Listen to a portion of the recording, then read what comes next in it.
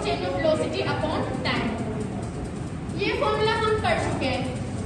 Equation of motion जो use की जाती है वो मोशन से रिलेटेड जो इक्वेशन होती है उसके जो फॉर्मूले होते हैं उससे हम वो इक्वेशन सॉल्व कर सकते हैं, लेकिन ये 3 फॉर्मूला इनफ नहीं होते, हमें और भी फॉर्मूला पढ़ने पड़ते हैं जिसकी वजह से वो इक्वेशन, इससे हम फाइनल वेलोसिटी पता कर सकते हैं, इससे हम डिस्टेंस पता कर सकते हैं और किसी इक्वेशंस में हम ये फॉर्मूला भी यूज कर सकते हैं। लेकिन इसको समझने के लिए हमें पहले ये कॉन्सेप्ट समझना पड़ेगा कि मोशन अंडर ग्रेविटी या फ्री फॉल मोशन क्या है। बेसिकली ये दोनों एक ही चीज है।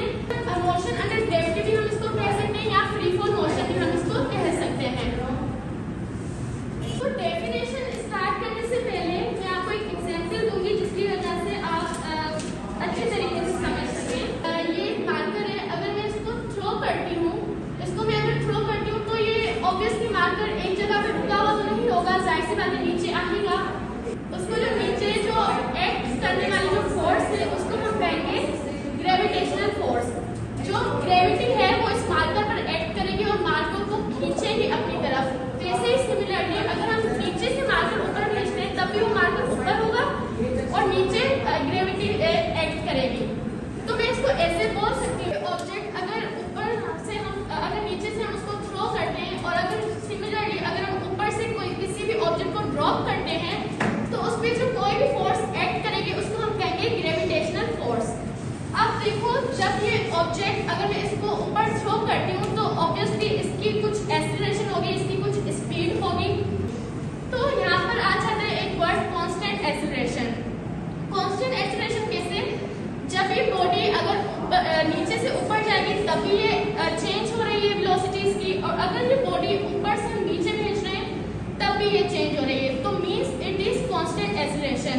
अब कांस्टेंट का वर्ड आ गया तो इट मींस कोई इसकी वैल्यू होगी।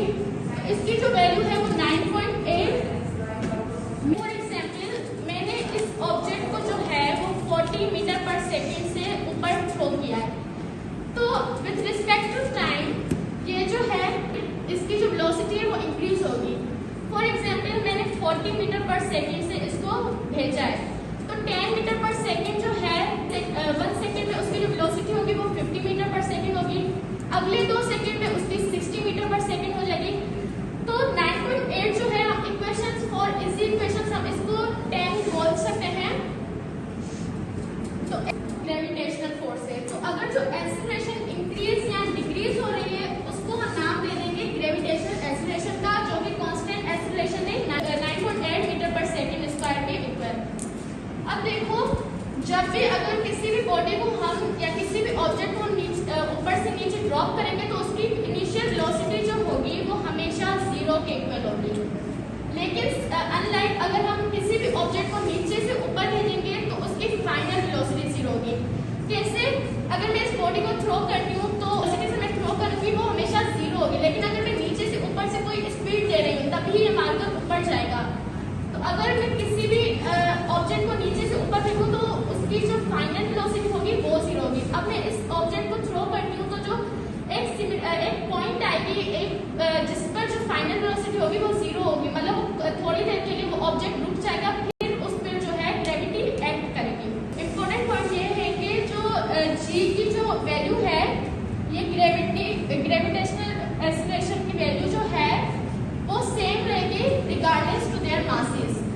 कभी भी एमसीक्यूज आ जाता है कि अगर एक ऑब्जेक्ट है वो लाइटर है और एक ऑब्जेक्ट जो है वो बहुत ज़्यादा हेवियर है, तो इनकी जो ग्रेविटेशनल एक्सीलरेशन होगी वो ज़्यादा होगी या कम होगी। तो ये याद रखना कि हर मास के